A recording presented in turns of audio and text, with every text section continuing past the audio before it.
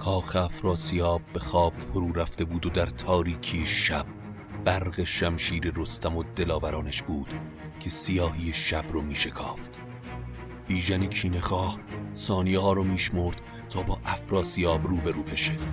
رستم لحظه ها رو انتظار می کشید تا افراسیاب تورانی رو از تخت پادشاهی پایین بکشه.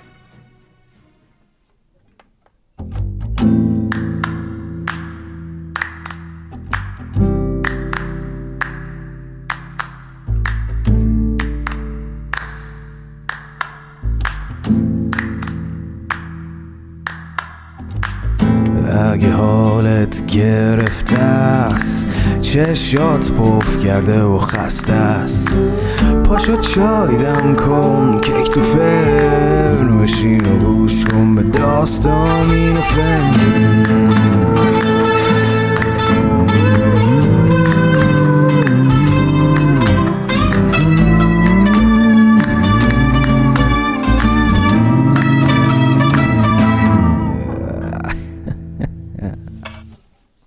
سلام، من ایمان نجیمی هستم و این اپیزود 33 شاهنامه به نثر از پادکست داستامینوفنه. داستامینوفن پادکستی که من داخل اون برای شما قصه میخونم. اگر مایل هستید به داستامینوفن کمکی بکنید، بزرگترین کمک شما اشتراک گذاری این پادکست با سایر دوستانتونه تا فارسی زبانهای بیشتری بتونن قصه های شاهنامه رو بشنون. همینطور میتونید از طریق لینکی که در توضیحات هر اپیزود هست به داستامینوفن کمک مالی بکنید. البته کاملا اختیاری. امیدوارم که از شنیدن این اپیزود لذت ببرید. خب در اپیزود 32 گفتیم که رستم به همراه 7 دلاور ایرانی بیژن رو که به دستور افراسیاب در چاه ارژنگ اسیر شده بود نجات داد و بعد خواست که منیژه و بیژن رو به ایران بفرسته تا سلامتشون در خطر نباشه. اما بیژن با برگشتن به ایران مخالفت کرد و اصرار کرد که برای کینخواهی از افراسیاب خودش هم باید کنار رستم شمشیر بزنه. پس منیژه رو به ایران فرستادن و پهلوانها تصمیم گرفتن شبانه و در خفا به ایوان افراسیاب حمله کنن.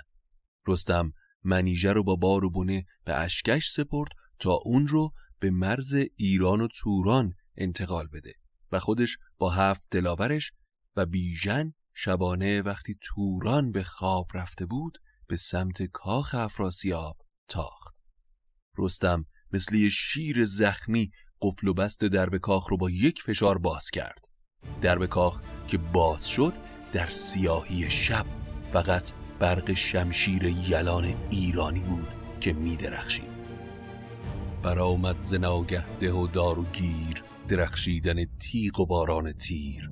سران را بسی سر جدا شد ز تن، پر از خاک ریش و پر از خون دهن. زمانی که گذشت صدای قرابلان افراسیاب بلند شد و آواز بگیر و ببند در کاخ توران پیچید. هر کس به رستم نزدیک می شد یارای مقابله باهاش رو نداشت و به چشم به هم زدنی نقش زمین می شد. دلاورهای ایرانی لحظه به لحظه به سرای افراسیاب نزدیکتر می شدن. رستم به سمت دهلیز کاخ رفت و ز دهلیز در رستم آواز داد که خواب تو خوش باد و گردانت شاد. بخفتی تو برگاه و بیژن به چاه، مگر باره دیدی ز آهن به راه. منم رستم زابلی پور زال، نه هنگام خواب است و آرام و حال.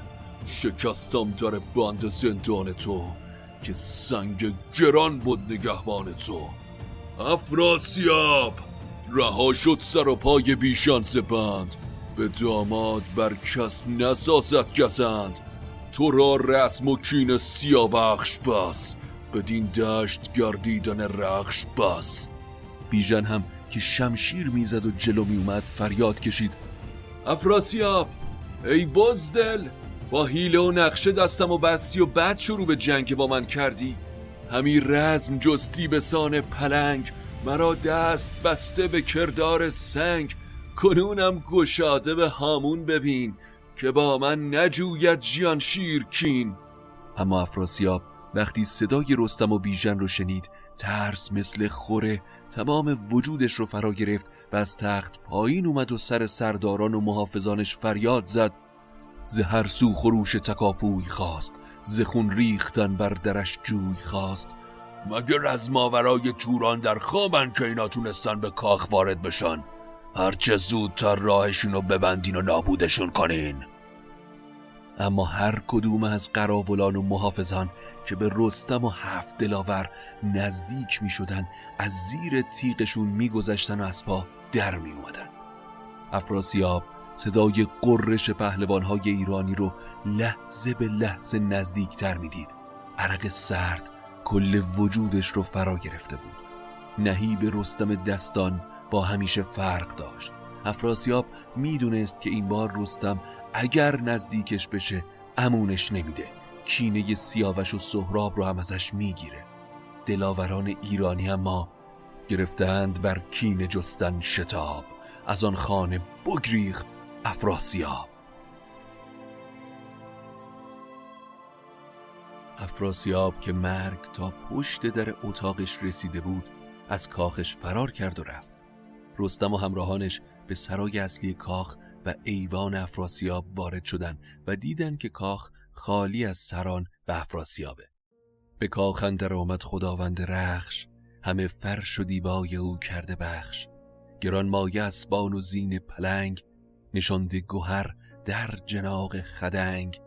از آن پس ز ایوان ببستند بار، به توران نکردند بس روزگار. یلان ایران هر اونچه از گنج و دینار و اسب بود رو برداشتن. رستم سریعاً پیغامی برای لشکر فرستاد که آماده رزم باشن، چرا که افراسیاب بیدرنگ با لشکری انبوه برمیگرده. وقتی رستم به سمت مرز و لشکر ایران برگشت، منیژه رو آسوده و در امنیت داخل خیمگاه لشکر دید. تهمتن پیش منیژه رفت و دلداریش داد. یکی داستان زد تهمتن بروی، که گرمی بریزد نریزدش بوی. چون این است رسم سرای سپنج، گهی ناز و نوش و گهی درد و رنج. سپیده صبح که سر زد، توران به جوش و خروش افتاد. سواران و کمربسته های افراسیاب پیشش اومدن و لشکر توران صف کشید. سپهدارهای افراسیاب سرافکنده و پرشرم از ننگی که اتفاق افتاده بود با دلی پر از کینه از ایرانی ها آماده جنگ شدند. که از این ننگ بر شاه و گردن کشان، بماند ز کردار بیژن نشان. افراسیاب مثل یه پلنگ زخمی فقط فریاد میکشید و این بار خودش صف لشکر را آرایش داد. برآشفت پس شه به سان پلنگ، از آن پس بفرمودشان ساز جنگ. چپ سپاه رو به پیران، راست رو به برادرش هومان، گرسیوز و شیده رو هم در قلب سپاه قرار داد.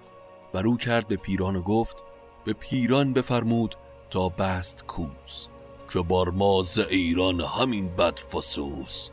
از سمت دیگه دیدبان ایران دوان پیش رستم دستان اومد و خبر داد که گرد و خاک عظیمی هوای دشت و هامون رو سیاه کرده و توران با تمام توان و سپاهش داره به این سمت میاد. رستم در جواب دیدبان گفت: ما زین نداریم باک، همی جنگ را برفشانیم خاک. بنه با منیژه گسی کرد و بار، بپوشید خود جامه کارزار. به بالا برآمد سپه را بدید، خروشی چو شیر ژیان برکشید. رستم اول منیژه رو به ایران شهر فرستاد و بعد به آراستن لشکر پرداخت. راست سپاه رو اشکش و گستهم، چپ رو به زنگه و روحام و خودش با بیژن در قلب سپاه جا گرفت. رستم وقتی سپاه رو آماده کرد شروع به حرکت کرد و هی به رخش زد تا به نزدیک سپاه افراسیاب رسید. آی افراسیاب، این چندمین باریه که به جنگ من میای. شوریده بخت، هر بار مثل یه بچه روبا از دستم فرار میکنی، اما خودت هم خوب میدونی که این بار دیگه راه فراری نیست. ز دستان تو نشنیدی آن داستان، که دارد به یاد از گه باستان. که شیری نترسد ز یک دشت گور، ستاره نتابد چو تابنده هور. بدرد دل و گوش قرم سترگ، اگر بشنود نام چنگال گرگ. چون در هوا باز گسترد پر، بترسد ز چنگال او کبک نر. نه روبه شود ز آزمودن دلیر، نه گوران بسایند چنگال شیر. چو تو کس سبکسار خسرو مباد، چو باشد دهد پادشاهی به باد. بدین دشت و هامون تو از دست من، رهایی نیابی به جان و به تن. افراسیاب با شنیدن حرف رستم دلش از ترس آکنده شد و آشفت. رو به سپاهش فریاد کرد: امروز جای بزم و سور نیست. امروز باید با چنگ و دندون بجنگید و جهان و پیش چشم ایرانی‌ها سیاه کنید. من پاداش تک تک شما رو با گنج میدم. خروش کوس و شیپور از هر دو سپاه بلند شد. دشت نبرد دریایی شد از تیغ و شمشیر و خروش و فریاد. ببستند بر پیل رویین خم، دمیدند شیپور با گاودم. ز جوشن یکی باره آهنین، کشیدند گردان به روی زمین. کماندارها تیر رها کردن و سپاه پیاده تن به تن با گرز و شمشیر در هم تنیدن. بیژن شمشیر به دور سر میچرخوند و با هر بار پایین اومدنش سربازی از توران رو نقش زمین میکرد. خون به چهره هومان نقش بسته بود. با تیغ سربازهای ایران رو میکشت و سعی میکرد به قلب سپاه نزدیک بشه. بجوشید دشت و بتوفید کوه، ز بانگ سواران هر دو گروه. درفشان بگردن در اون تیغ تیز، تو گفتی برآمد همی رست خیز. رستم گرز سام رو میچرخوند و با هر ضربه چند تورانی رو یک جا از بین میبرد. وزان رستمی اژدها فش درفش، شده روی خورشید تابان بنفش. به هر سو که رستم برافگند رخش، سران را سر از تن همی کرد بخش. همی کشت و میبست در رزمگاه، چو بسیار کرد از بزرگان تباه. اما افراسیاب و سپاهش یارای مقاومت در برابر یلان ایرانی و رستم رو نداشتن. چو گرگین و رهام و فرهاد گرد، چپ لشکر شاه توران را ببرد. در آمد چو بادشکش از دست راست، ز گرسیوز و ز تیغ زن کینه خواست. به قلب اندرون بیژن تیز چنگ، همی بزمگاه آمدش جای جنگ. سران سواران چو برگ درخت، فرو ریخت از بار و برگشت بخت. افراسیاب که جنگ برش هر لحظه سخت‌تر و تنگتر میشد، وقتی دید یلان سپاه توران که تا امروز در همه جنگ ها پیشرو لشکرش بودن، یکی یکی مثل برگ درخت به زمین میافتن، هیچ راهی به جز ترک میدون جنگ و فرار پیش روش ندید. پس به اسبی تازه نفس نشست و همراه با بازمانده های سران و سپاهش به سمت توران عقب نشینی کرد. رستم دستان که خون جلوی چشمهاش رو گرفته بود و هنوز به کینخواهیش نرسیده بود، تا 10 فرسنگ به دنبال سپاه توران اسب تاخت و با تیر تا میتونست از سپاه توران تلفات گرفت. از سمت دیگه وقتی خبر پیروزی سپاه به خسرو رسید، به نیایش یزدان نشست و ایران شهر غرق شور و شادمانی شد. چو گودرز و گیواگهی یافتند، سوی شاه پیروز بشتافتند. برآمد خروش و بیامد سپاه، تبیر زنان برگرفتند راه. سپاه ایران وقتی به ایران شهر رسید، کیخسرو خودش به استقبال رستم و بیژن رفت. این بود اپیزود 33 شاهنامه به نثر. امیدوارم که از شنیدنش لذت برده باشید.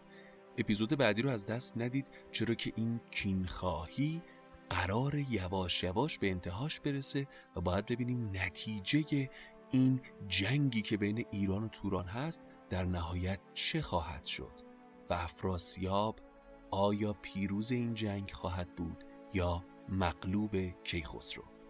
برای دنبال کردن آخرین اخبار پادکست حتما ما رو با آدرس داستامینوفن به فارسی و انگلیسی در اینستاگرام و توییتر دنبال کنید.